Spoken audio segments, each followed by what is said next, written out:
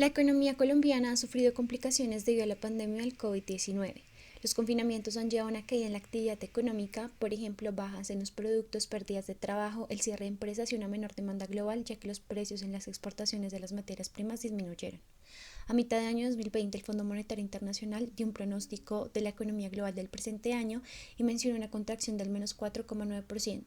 El Banco Mundial pronosticó que la economía se contraería en un menos 5,2% y la Organización para la Cooperación y el Desarrollo Económicos pronosticó una caída del menos 6%. También determinó que algunas economías del mundo tendrían fuertes contracciones, a excepción de China, ya que lograría un crecimiento del 1%, aunque se prevé un crecimiento económico mundial para 2021 de un 5%.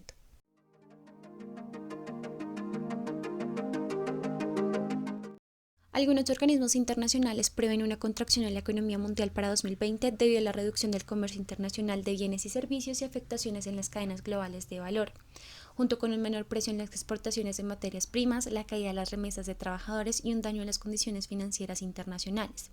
Para contrarrestar el efecto de la pandemia, en julio los bancos centrales tuvieron la iniciativa de colaborar con inyecciones de liquidez, mostrando un cambio en los mercados financieros internacionales. En cuanto al empleo, la pandemia trajo consigo una reducción de este de manera nacional e internacional. Un informe realizado por el DANE de los indicadores del mercado laboral mostró un descenso en el empleo de un 24,5%, siendo 5,3 millones de empleos. También que la población inactiva fue de un 29%, siendo 4,3 millones de inactivos, y que la tasa de desempleo total nacional fue de un 19,9%.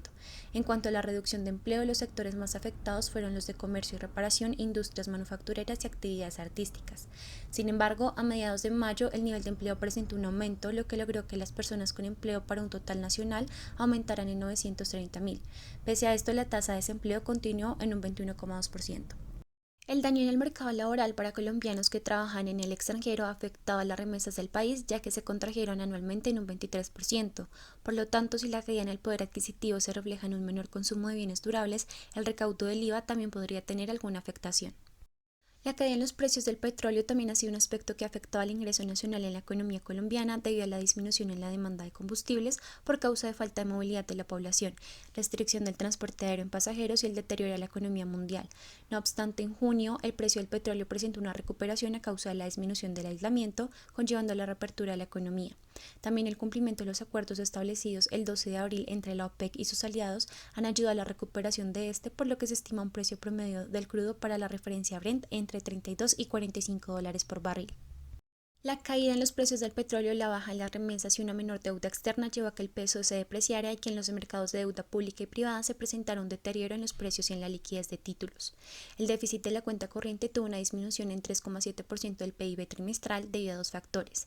Primero, el déficit de la balanza comercial de bienes aumentó en $103 millones en cuanto a una caída de las exportaciones más altas que las importaciones, y segundo, el déficit de la renta factorial disminuyó $667 millones como consecuencia de la caída de los egresos en la reducción de utilidades por las empresas con inversión extranjera. Afortunadamente, el Banco de la República presentó su apoyo ofreciendo una liquidez en pesos y en dólares y reduciendo su tasa de interés con la finalidad de que a corto plazo se estabilizaran los mercados claves y a largo plazo se mantuviera la oferta de crédito y reduciendo la carga financiera tanto a hogares y empresas para que de esta manera se impulsara la actividad económica. También postuló 4 objetivos: garantizar el funcionamiento adecuado del sistema de pagos, contribuir a que se mantenga la oferta de crédito a hogares y empresas, contribuir a la estabilización de mercados claves como el cambiario y el de títulos públicos y privados, y apoyar la reactivación de la actividad económica. Para que se cumplieran estos objetivos, el banco obtuvo recursos económicos de un 35% de la base monetaria, 7% de la liquidez secundaria y 3,7% del PIB del país. También se redujeron las tasas de interés y se incrementó la reserva internacional. También implementó ciertas medidas como la ampliación de los montos, contrapartes, plazos y títulos admisibles de las operaciones de expansión transitoria, compras de títulos públicos y privados, reducción del encaje de 2% en promedio de 7 a 5%, medidas de coberturas cambiarias y de liquidez en dólares. La tasa de interés de política se ha reducido 175 pb y al cierre de junio se situó en mínimos históricos para ayudar a los deudores en su carga financiera y en la reducción de costos de crédito. Algunas de estas medidas han ayudado a la liquidez internacional en los mercados cambiarios y de deuda pública y privada. En cuanto a la evolución de los mercados financieros y de crédito, durante el segundo trimestre de 2020 las primas de riesgo se han corregido a la baja, esto en ayuda a la recuperación económica. Además, la moneda estadounidense decayó 2,4% frente a sus principales cruces y 2,7% en las economías emergentes. Este debilitamiento del dólar ayudó a que algunas monedas se apreciaran, como el peso colombiano, el chileno y el mexicano, aunque no todas las economías sufrieron un aprecio de la moneda. En el caso del peso argentino se depreció en menos 10%, el real brasileño en menos 2,3% y el sol peruano en menos 2,1%.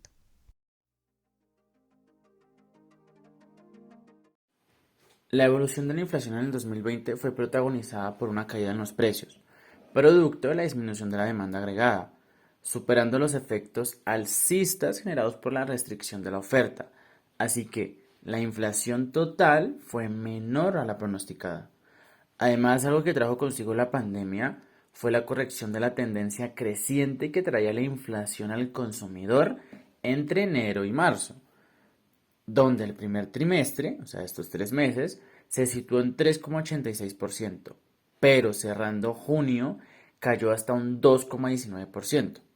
Y tocando el tema de la inflación básica, que se entiende como la inflación anual, sin alimentos ni regulados, pasó de un 3,04% en marzo a un 1,66% en junio. Dicho lo anterior, podemos notar en la tabla los índices de inflación del 2018-2019 para el cierre de diciembre y desde enero a junio del 2020. Y podemos ver que desde enero del 2020 a marzo del 2020 habían tendencias alcistas. A partir de esa fecha empezó a disminuir los índices. Esto fue fomentado por el gobierno, ya que la contracción de la demanda llevó a que empezaran a decretar ciertas ayudas que explican el descenso de la inflación y que contrarrestaron las presiones alcistas. Entre estas ayudas está la eliminación del IVA a varios productos de la canasta familiar y la eliminación del impuesto al consumo a restaurantes o comercios similares. Las reservas internacionales están administradas por el Banco de la República, que toma decisiones enfocadas siempre por el bien común y el beneficio de la economía nacional. Además, existen tres criterios fundamentales para la inversión de activos. El primero es el control adecuado de los riesgos o seguridad. El segundo es la inversión en activos fáciles de liquidar, que es la liquidez. Y el tercero, una rentabilidad adecuada según los lineamientos de la ley estipulada, que es lo rentable. El principal componente de las reservas internacionales es el portafolio de inversión. Este portafolio corresponde a las inversiones en instrumentos financieros y al oro físico certificado. Además, la composición del portafolio de inversión para junio del 2020 estaba invertido principalmente en títulos emitidos por el gobierno y entidades relacionadas con el mismo, también conocidos como cuasigobiernos. El principal componente de las reservas internacionales es el portafolio de inversión. Este portafolio corresponde a las inversiones en instrumentos financieros y al oro físico certificado. Además, la composición del portafolio de inversión para junio del 2020 estaba invertido principalmente en títulos emitidos por el gobierno y entidades relacionadas con el mismo, también conocidos como cuasigobiernos. Las medidas para fortalecer la liquidez internacional vienen de la mano del Fondo Monetario Internacional, que aprobó la renovación de la línea de crédito flexible, aumentándola a 10.800 millones de dólares. Esto para afrontar situaciones críticas respecto a la balanza de pagos. La LCF, por sus siglas en inglés, es una herramienta que lleva existiendo en el país desde el 2009, pero no se había usado o no se había hecho pleno uso de ella. Esta línea de crédito cuenta con tres características fundamentales y muy propias. Uno, es de carácter contingente para emergencias. Dos, es de acceso inmediato a los recursos. Y tres, es un instrumento no condicional. Medidas implementadas por la Junta Directiva del Banco de la República para enfrentar los efectos negativos de la pandemia. Swaps de dólares a 2 meses para estabilizar el mercado cambiario y proveer liquidez en dólares. El banco vende dólares en el mercado de contado con el compromiso de recompra futuro para garantizar el flujo de dólares a quienes lo necesitan. De esta manera, se mantiene el financiamiento externo en corto plazo de la economía y estabiliza el mercado cambiario. Entre el 19 y el 20 de marzo se contrataron swaps por 400 millones de dólares, equivalentes al 6% de la deuda en moneda extranjera de los bancos. Entre abril y junio se subastaron 400 millones de dólares diarios en contratos FX swaps. La tasa de interés de política se ha reducido 175 pp y al cierre de junio se situó en mínimos históricos. La inflación y sus expectativas a diferentes plazos no llegan a la meta del 3%. Las empresas tienen una gran capacidad de producción, pero la recesión no les permite las ventas esperadas. La Junta reduce la tasa de interés, que pasó del 4.25 al 2.50%, con el fin de aliviar la carga financiera de los deudores. Medidas para mantener una fuerte liquidez internacional. El banco obtuvo la renovación por 2 años de la línea de crédito flexible con el Fondo Monetario Internacional por 10.800 millones de dólares, con los cuales compró 2.000 millones de dólares al gobierno nacional. Gracias a las medidas generadas por la DIAN, se impulsó un recurso de la economía por 10 billones de pesos.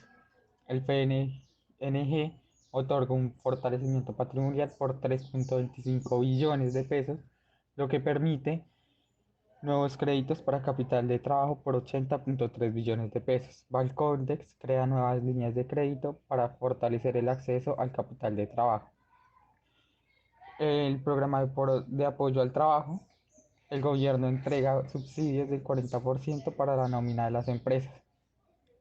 Y la Superintendencia Financiera permite un tratamiento excepcional a los deudores que puedan presentar problema en el pago de sus obligaciones.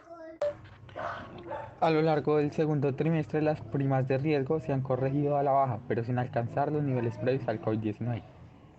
La moneda estadounidense se debilitó 2.4 frente a sus principales cruces y 2.7 respecto a las monedas de la economía emergente. Gracias a este debilitamiento del dólar, el aumento del precio del petróleo y los metales industriales, se apreciaron el peso colombiano un 10.8%, el chileno 6.7% y el mexicano 5.2%. Y se depreciaron el peso argentino 10%, real brasileño menos 2.3% y el sol peruano 2.1%. La oferta por depósitos a la vista se incrementó de forma significativa y su tasa de interés se redujo. El público empezó a ofrecer sus recursos a las instituciones financieras, lo que causó que la tasa de interés para las cuentas de ahorros disminuyera, y las personas más afectadas fueron las personas naturales. Para los certificados a término CDT, las tasas han empezado a caer tras las reacciones en la tasa de interés de política, pero se mantiene la preferencia por depósitos a corto plazo. Antes de esta crisis, los saldos de depósitos superiores a un año presentaban crecimientos anuales superiores al 10%, con cheque.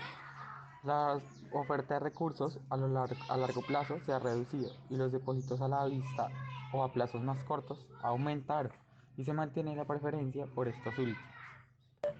La demanda de crédito por parte de las empresas, en especial de las grandes, aumentó de forma considerable al inicio de la crisis. La cartera comercial en pesos creció sustancialmente entre marzo y mayo, alcanzando casi el doble de lo registrado durante 2019.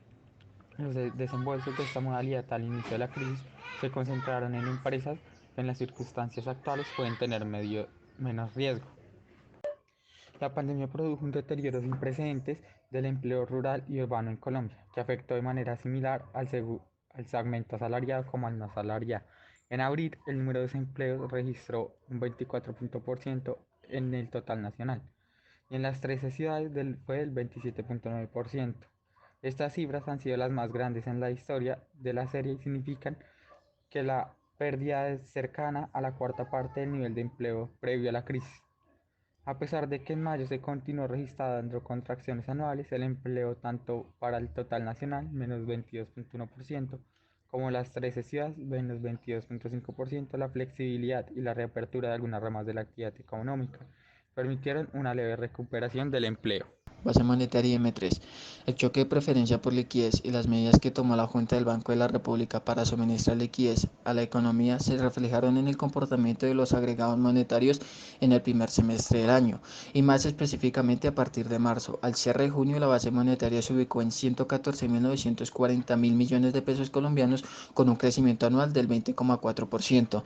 Desde el punto de vista de la oferta, las medidas que tomó el banco para suministrar liquidez a la economía constituyen la principal fuente de la expansión de la base monetaria. Desde el punto de vista de la demanda, tanto el efectivo en poder del público como reservas bancarias se aceleraron de forma significativa a partir de marzo. En el caso del efectivo, su crecimiento alcanzó el 33,4% y 30,5% en términos reales al cierre de junio, el máximo de los últimos 20 años. Compensaron en buena medida estos efectos al generar una disminución del cerca del 30% en las reservas requeridas. Además, poco a poco se fue reduciendo el sobreencaje. Con esto, en mediados de mayo, el crecimiento de la reserva bancaria bajó notablemente. 9. Pulso económico regional de enero a junio. Durante el periodo de enero a junio del 2020 se realiza con la información del pulso económico regional del Banco de la República la actividad económica de 8 regiones en Colombia, donde nos muestra un buen arranque en el primer bimestre del año, impulsado por la demanda interna como se representa en la gráfica. Por otro lado, las dificultades de movilidad para la población y el transporte de carga por la emergencia sanitaria proporcionaron un efecto negativo en el sector agropecuario para 6 de las 8 regiones. Por otra parte, la caída del sector de transporte en todas las 8 regiones por bajas operaciones de las actividades comerciales e industriales en los diferentes territorios llevó al cierre del comercio desde marzo. A pesar de este panorama, en junio todas las regiones del país frenaron la profunda caída de sus actividades económicas. La reapertura gradual de varios sectores desde finales de mayo y las nuevas medidas de política económica que se tomaron contribuyeron a dicho comportamiento cuanto al comercio. A excepción de Bogotá, las regiones mantuvieron resultados negativos en junio. Las limitaciones en la movilidad de la población y una débil demanda, posiblemente asociada al aumento de desempleo, no permitieron mayores cambios en dicho sector. Participación del Banco de la República en el Banco de Pagos Internacionales. La incorporación del Banco de la República al BPI ha permitido la participación por parte de las directivas del banco en reuniones periódicas en las cuales se examinan los acontecimientos recientes y las perspectivas de la economía global y de los mercados financieros. Durante el 2020, las discusiones de las reuniones de gobernadores de países miembros del BPI han estado enfocados en diversos temas, tales como los efectos de la pandemia del COVID-19 sobre la economía mundial y las respuestas de política económica que han tomado los países, la transmisión de la política monetaria, los retos para la estabilidad financiera global, entre otros. El BPI está organizado en diversos grupos consultivos que realizan investigación y análisis en áreas como la estabilidad financiera y las operaciones bancarias. El banco participa en grupos mediante el Consejo Consultivo para las Américas, la CCA, el cual está conformado por los gobernadores de los bancos centrales del continente americano, miembros del BPI. Diapositiva número 31. Políticas de administración del portafolio de inversiones de las reservas internacionales. De acuerdo con las recomendaciones de buenas prácticas, la administración de las reservas internacionales debe realizarse con base en criterios de liquidez, gestión de riesgos y rentabilidad. En este sentido, se debe procurar: primero, políticas de gestión de riesgos. El Banco de la República cuenta con un marco de administración de riesgos que identifica y valora los riesgos a los que están expuestas las operaciones con el fin de mantenerlos a niveles bajos. Algunas de las principales políticas para la administración del riesgo son las siguientes: riesgo de liquidez, riesgo de mercado, riesgo crediticio, riesgo cambiario y riesgo de contraparte. Segundo, tramos del portafolio de inversión. El portafolio de inversión está conformado por 3 tramos. El primer tramo de corto plazo tiene como propósito cubrir las necesidades porcentuales de liquidez de las reservas de 12 meses. El tramo de mediano plazo busca aumentar la rentabilidad esperada de las reservas internacionales en el largo plazo, presentando un portafolio conservador con un perfil de rentabilidad esperado superior al del tramo corto y al de su índice de referencia. El último tramo corresponde a las inversiones de las reservas internacionales en oro físico certificado que se puede negociar fácilmente en el mercado internacional. Tercero, índices de referencia. Se constituyen índices de referencia para cada uno de estos tramos con el fin de reflejar sus objetivos de inversiones. Los índices sirven como marco de referencia en medir la gestión de cada uno de los portafolios. Cuarto, programa de administración externa. El Banco de la República gestiona directamente el tramo de corto plazo, una porción del tramo del mediano plazo y el tramo de oro, es decir, el último plazo. El resto de los recursos de tramo de mediano plazo es gestionado por los administradores externos del portafolio. Al finalizar el junio del 2020, la porción del portafolio de inversiones administrativas internamente corresponden a 40.139 millones de dólares, es decir, el 73,81% del portafolio de inversión, mientras que el programa de administración externa asciende a 14.240 millones de dólares, el 26,19% del portafolio de inversión. Los principales propósitos de utilizar administraciones externas son generar retornos superiores a los índices de referencia y mejorar las diversificaciones del portafolio.